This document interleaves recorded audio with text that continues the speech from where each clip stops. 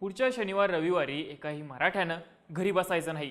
मनोज जरांगे पाटील यांनी आझाद मैदानावरती दिलेली ही घोषणा. मनोज जरांगे पाटील मुंबईत पोहोचल्यापासून मुंबईच्या आझाद मैदानावरती सातत्यानं 5,000 आंदोलक जमलेले आहेत. सोबतच आझाद मैदानाच्या बाहेर मुंबईमध्ये ठिकठिकाणी मराठा आंदोलक मोठ्या संख्येनं उपस्थित आहेत. पण एवढ्या मोठ्या प्रमाणावरती आंदोलक मुंबईत जमलेले असतानाही, मुंबईमध्ये अभूतपूर्व अशी गर्दी जमलेली असतानाही सरकारकडून एकही मंत्री मनोज जरांगे पाटील यांच्या भेटीसाठी दाखल झाला नव्हता. न्यायमूर्ती शिंदे वगळता उपसमितीमधले नेतेही जरांगे पाटील यांच्या भेटीला गेले नाहीत. साहजिकच आंदोलकांकडून मुंबई जाम झालेली असतानाही सरकार ढील देत नव्हतं. त्यामुळेच जरांगे पाटलांनी गनिमी कावा ॲक्टिव्ह केल्याची चर्चा होती. मुंबईतली गर्दी वाढवण्याचा त्यांचा प्लॅन होता. पण सोमवारी मुंबई उच्च न्यायालयामध्ये मुंबईतल्या आंदोलनाच्या विरोधामध्ये दाखल झालेल्या याचिकांवरती सुनावणी झाली आणि त्यानंतर कोर्टाने दिलेल्या आदेशांमुळे चर्चा सुरू झाली मनोज जरांगे पाटलांचा गनिमी कावा फसल्याची. जरांगे पाटलांनी या गनिमी काव्याची मोठी तयारी कशी केली होती आणि हा गनिमी कावा फसणार का हे जाणून घेऊयात या व्हिडिओतून. नमस्कार, मी चैतन्य आणि तुम्ही बघताय बोल भिडू. सगळ्यात आधी बघू मनोज जरांगे पाटलांचा गनिमी कावा काय होता. तर या गनिमी काव्याचा पहिला पाठ बघायला मिळाला मनोज जरांगे पाटील यांचं आंदोलन सुरू झालं तेव्हा. मनोज जरांगे पाटील मुंबईत पोहोचण्याआधीच मराठा आंदोलकांच्या गाड्या मुंबईमध्ये दाखल झाल्या होत्या. अनेक मराठा आंदोलक रेल्वेने मुंबईमध्ये पोहोचले होते. त्यामुळं आंदोलन सुरू होण्याआधीच आझाद मैदानावरती 5,000पेक्षा जास्त मराठा आंदोलक जमले होते. सगळ्या यंत्रणांचं लक्ष मनोज जरांगे पाटील यांच्या ताफ्यावरती असताना त्याआधीच मराठा आंदोलकांचं वादळ मुंबईला धडकलं होतं. तेव्हा चर्चा झाली ती मराठ्यांच्या गनिमी काव्याची. पण त्यानंतर मनोज जरांगे पाटील यांनी शनिवारी रविवारी मराठ्यांनी मुंबईमध्ये दाखल व्हा असे आदेश दिल्यानंतरही त्याआधीच मराठा आंदोलक मुंबईमध्ये दाखल होतील अशी चर्चा होती. त्याबद्दलचा प्लॅन सुद्धा काही बातम्यांमधून आणि चर्चांमधून समोर आला होता. आतापर्यंत मुंबईमध्ये जमलेल्या आंदोलकांमध्ये पुरुष आंदोलकांची संख्या मोठी होती. पण महिला आंदोलक कधी येणार अशीही चर्चा झाली होती. पण मनोज जरांगे पाटील आणि महिला समन्वयक यांच्याकडून जो मेसेज गेला होता त्यानुसार मंगळवारी गौरी विसर्जन झाल्यानंतर महिला आंदोलक आपापल्या गावांमधून मुंबईमध्ये येणार होत्या. राज्यभरामध्ये आतापर्यंत मनोज जरांगे पाटील यांची जी आंदोलनं झाली होती त्यामध्ये महिला आंदोलकांची संख्या मोठी होती. पण सध्या मुंबईमध्ये सुरू असलेल्या आंदोलनामध्ये मॅनेजमेंट टीम वगळता महिला आंदोलकांचा समावेश नव्हता. पण त्यासाठी महिला समन्वयकांनी गौरी विसर्जनानंतरचा दिवस निवडला होता. मंगळवारनंतर बुधवार 2 सप्टेंबरपासून महिला आंदोलक आझाद मैदानामध्ये दाखल होणार होत्या. त्यांच्या राहण्याच्या नियोजनाची तयारी सुद्धा सुरू होती. काही महिला दाखल सुद्धा झाल्या होत्या. सोबतच या महिला येताना शिदा घेऊन येणार असल्यानं आंदोलकांची पुढच्या काही दिवसांसाठीची जेवणाची सोय सुद्धा होणार होती. साहजिकच आंदोलकांना आणखी बळ मिळेल अशी चर्चा सुरू झाली होती. फक्त महिला आंदोलकच नाही तर रेल्वेमधून पुरुष आंदोलक सुद्धा मुंबईकडे निघाल्याचंही सांगण्यात आलं होतं. ज्या प्रकारे आंदोलनाच्या सुरुवातीला आंदोलक रेल्वेनं मुंबईमध्ये दाखल झाले होते तोच प्लॅन आता पुन्हा ॲक्टिव्ह झाला होता. मराठा आंदोलकांसाठी जेवण घेऊन येणारे मराठा बांधव सुद्धा बऱ्याचदा मुंबईतच थांबण्याचा निर्णय घेत असल्यानं मुंबईमधली गर्दी मागच्या काही दिवसांमध्ये सातत्यानं वाढत होती. पुढच्या काही दिवसांमध्ये ही गर्दी अशीच वाढत गेली असती तर साहजिकच ऐन गणेश विसर्जनाच्या वेळी मुंबईतली गर्दी वाढल्यानं सरकारवरती दबाव वाढवणं मनोज जरांगे पाटील आणि मराठा आंदोलकांना जमवता आलं असतं.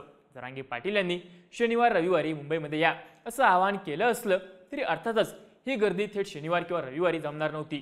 मागच्या वेळचा अनुभव, पोलिसांकडून सुरक्षा आणि गर्दी वाढू नये म्हणून घेण्यात येणारे निर्णय या सगळ्याचा विचार करता पुढच्या काही दिवसांमध्ये ही गर्दी वाढायला सुरुवात झाली असती आणि शनिवार रविवारी आंदोलनाला आणखी धार चढली असती. आता या सगळ्या गोष्टी झाल्या असत्या, घडल्या असत्या असं म्हणायचं कारण म्हणजे सोमवारी उच्च न्यायालयामध्ये झालेल्या सुनावणीमध्ये देण्यात आलेल्या सूचना. मनोज जरांगे पाटील यांच्या आंदोलनाच्या विरोधामध्ये एमी फाउंडेशन आणि वकील गुणरत्न सदावर्ते यांनी याचिका दाखल केल्या होत्या. त्याची सुनावणी 9 सप्टेंबरला होणार होती. पण मुंबईमधली आंदोलकांची गर्दी आणि वाहतूक कोंडीपासून एकूणच सगळी परिस्थिती बघता मुंबई उच्च न्यायालयानं सुट्टीच्या दिवशी कोर्ट उघडत सोमवारी याबद्दल सुनावणी घेतली. या सुनावणीच्या दरम्यान मराठा आंदोलकांच्या वकिलांकडून आंदोलनासाठी वानखेडे स्टेडियम देण्यात यावं अशी मागणी करण्यात आली. साहजिकच आणखी मोठी जागा मिळाली असती तर आंदोलकांची संख्या वाढवणं, त्यांचं नियोजन करणं या सगळ्या गोष्टी सोप्या झाल्या असत्या. पण कोर्टानं मोठं मैदान देण्याची मागणी झिडकारलीच.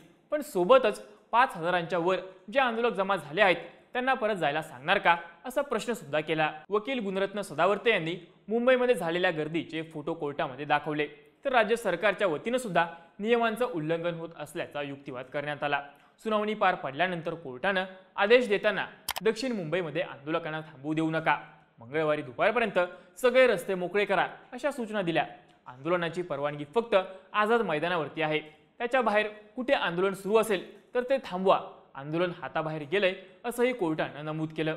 सगळ्यात महत्त्वाची सूचना कोर्टाकडून देण्यात आली ती सरकारला, ती म्हणजे आंदोलकांना मुंबईमध्ये घुसू देऊ नका, त्यांना नवी मुंबईतच अडवा, ठाणे मार्गावरून येत असतील तर त्यांना ठाण्यातच अडवा असंही कोर्टानं सांगितलं। साहजिकच अधिकाधिक आंदोलक मुंबईमध्ये आणायची मनोज जरांगे पाटलांची योजना असताना कोर्टाकडूनच आणखी आंदोलकांना मुंबईमध्ये घुसू देऊ नका असा आदेश देण्यात आल्यानं ही योजना बारगळल्याचं चित्र सध्या तरी आहे।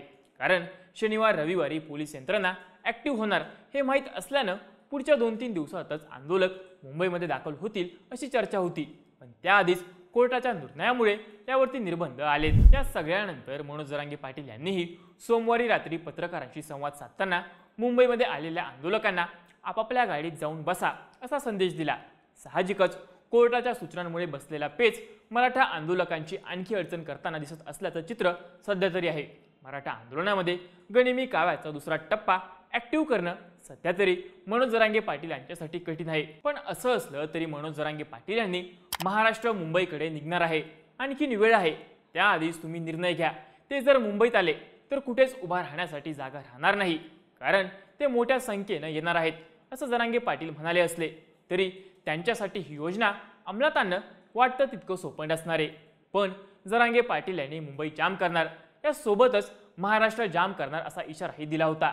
त्यामुळं जर मुंबईच्या वेशीवरती आंदोलकांची अडवणूक झाली तर जरांगे पाटील महाराष्ट्रातल्या इतर जिल्ह्यांमधल्या मराठा आंदोलकांना काय मेसेज देणार, आणि जरी मुंबईतला गनिमी कावा फसला तरी मराठा आंदोलनाचं लोण महाराष्ट्रामध्ये पसरणार का ही शक्यताही नाकारता येत नाही। पण आता मंगळवारी दुपारी होणाऱ्या कोर्टाच्या सुनावणीमध्ये काय सांगितलं जाणार, मनोज जरांगे पाटील यांना आंदोलकांना मुंबईमध्ये बोलवण्यामध्ये यश येणार का, की मुंबईच्या वेशीवरती आंदोलकांना अडवल्यास नवा पेच उभा राहणार, यावरती मराठा आंदोलनाची दिशा अवलंबून असेल।